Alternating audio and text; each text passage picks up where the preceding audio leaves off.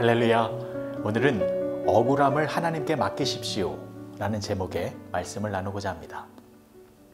여호와께서는 나와 왕 사이를 판단하사 여호와께서 나를 위하여 왕에게 보복하시려니와 내 손으로는 왕을 해하지 않겠나이다. 사무엘상 24장 12절의 말씀. 여러분들도 아직 기억하고 계시겠습니다만 2014년 소치 동계올림픽 때 김연아 선수는 아주 완벽한 연기를 펼쳤습니다. 하지만 한 차례 실수를 범했던 러시아의 아델레나 소트니코바 선수에게 밀려서 은메달을 차지하였습니다. 명백한 오심이었습니다. 그러면 김연아 선수는 얼마나 억울했을까요? 세계 언론은 피겨 스케이팅 역사상 최악의 편파 판정이다 라고 항의를 했지만 김연아 선수는 억울하다고 심판하기에 항의하지 아니하고 겸손하게 은메달을 목에 걸었습니다.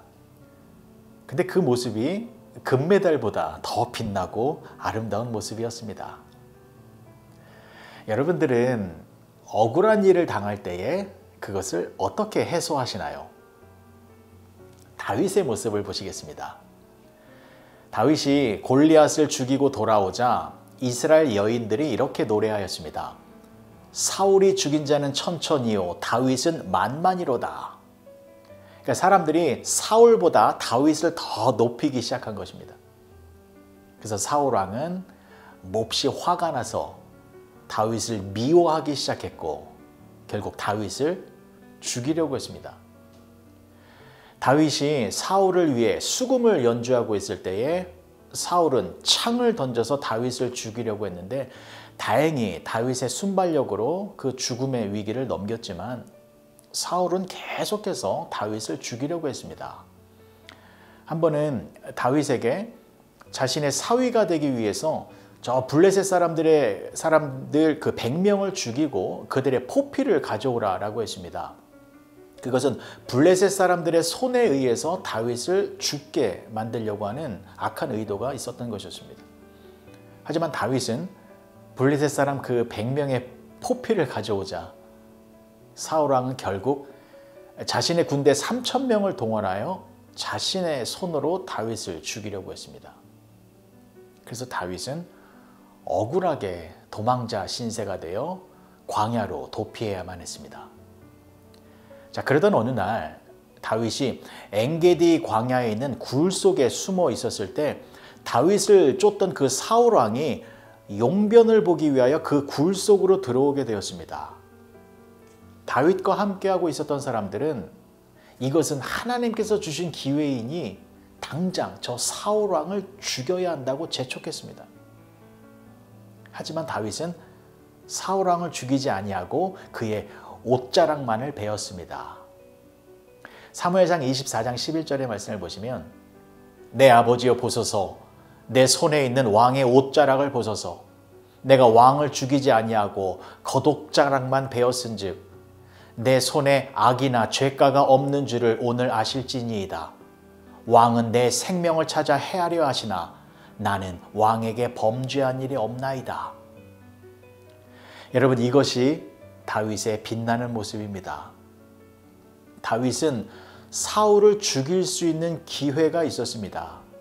자신의 억울함을 해소할 수 있는 절호의 찬스가 있었습니다. 하지만 다윗은 사울을 죽이지 않았습니다. 왜 사울을 죽이지 않았습니까? 그것은 하나님께서 사울에게 기름을 부어 그를 이스라엘의 왕으로 세우셨다라는 것을 알고 있었기 때문이었습니다. 이것은 무엇을 말하는 것입니까? 하나님께 모든 것을 맡긴 것입니다. 그러니까 사울을 왕으로 세우신 분이 하나님이시기 때문에 사울 왕의 잘못을 심판하여 그의 문제를 해결해 주실 분도 하나님이시다라는 것입니다. 여러분, 이것이 참다운 신앙인의 모습입니다.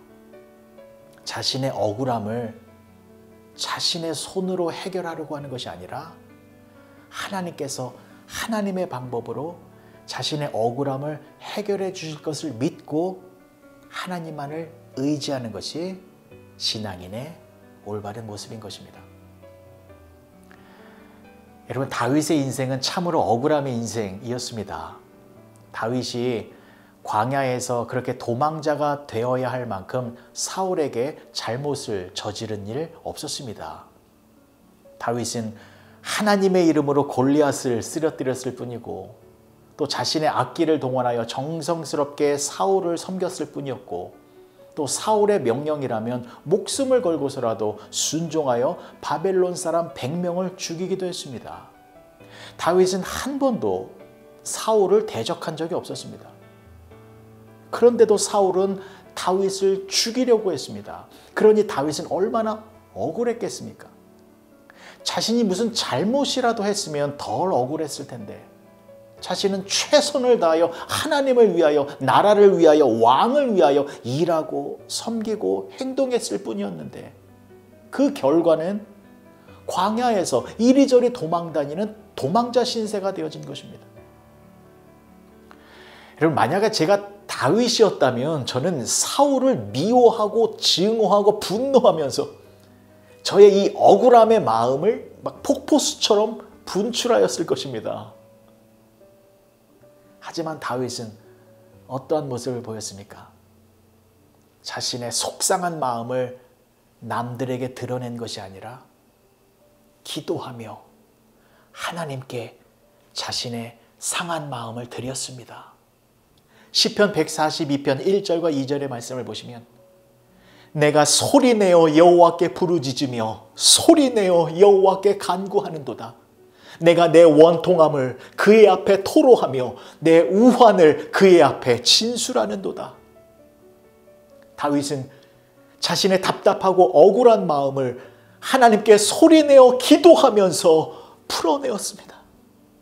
그리고 기도하면서 하나님께서 재판장이 되시어 자신의 억울함을 판단해 주실 것을 간구하였습니다. 시편 54편 1절에서 5절까지의 말씀을 보시면 하나님이여 주의 이름으로 나를 구원하시고 주의 힘으로 나를 변호하소서. 하나님이여 내 기도를 들으시며 내 입의 말에 귀를 기울이소서. 낯선 자들이 일어나 나를 치고 포악한 자들이 나의 생명을 수색하며 하나님을 자기 앞에 두지 아니하였음이니이다. 하나님은 나를 돕는 이시며 주께서는 내 생명을 붙들어 주시는 이시니이다. 주께서는 내 원수에게 악으로 갚으시리니 주의 성실하심으로 그들을 멸하소서. 하나님께서는 다윗의 기도를 들으셨습니다. 그리고 하나님께서 하나님의 방법으로 사울왕을 전장에서 전사하게 하고 다윗을 이스라엘의 위대한 왕으로 세워주셨습니다. 사랑하는 성도 여러분, 우리도 이 세상을 살아가다 보면 사울과 같은 사람을 만날 때가 많이 있습니다. 내가 잘못한 것 하나도 없는데 괜시리 나를 괴롭히고 나를 어렵게 해서 나를 억울하게 만드는 사람들이 있습니다. 특별히 예수님을 믿고 예수님의 말씀에 순종하며 살아가는 저와 여러분들은 이 세상에서 수많은 억울함의 일들을 경험하게 됩니다. 그럴 때 다윗의 모습을 꼭 기억하셨으면 좋겠습니다. 우리의 억울함을 우리의 손으로 해결하려고 하는 것이 아니라 기도함으로 하나님께 모든 것을 다 맡겨서 선한 재판장이신 하나님께서 우리의 억울함의 문제를 심판하여 하나님 안에서 평강과 기쁨이 넘치는 복된 삶을 살아가는 우리의 모습이 되어졌으면 좋겠습니다. 그래서 오늘 하루 나에게 억울함을 주는 사람을 만나게 될 때에 내 손으로 그 사울을 죽이려고 하지 마시고 그 사람도 귀하게 여겨서 하나님의 지혜와 하나님의 능력으로 모든 것이 해결되어지는 그렇게 복된 은혜를 경험하시는 여러분 모두가 되어지시길 주님의 이름으로 간절히 축복합니다. 기도하시겠습니다. 좋으신 아버지 하나님, 은혜를 감사합니다. 억울한 일을 당할 때 기도하게 하여 주시옵소서. 원통하고 괴롭고 아픈 심정을 하나님께 다 아뢰어 하나님이 우리의 억울함을 해결하여 주시는 그러한 복된 은혜를 경험하며 살아가는 우리 모두가 되게 하여 주시옵소서. 예수님의 이름으로 기도합니다. 아멘.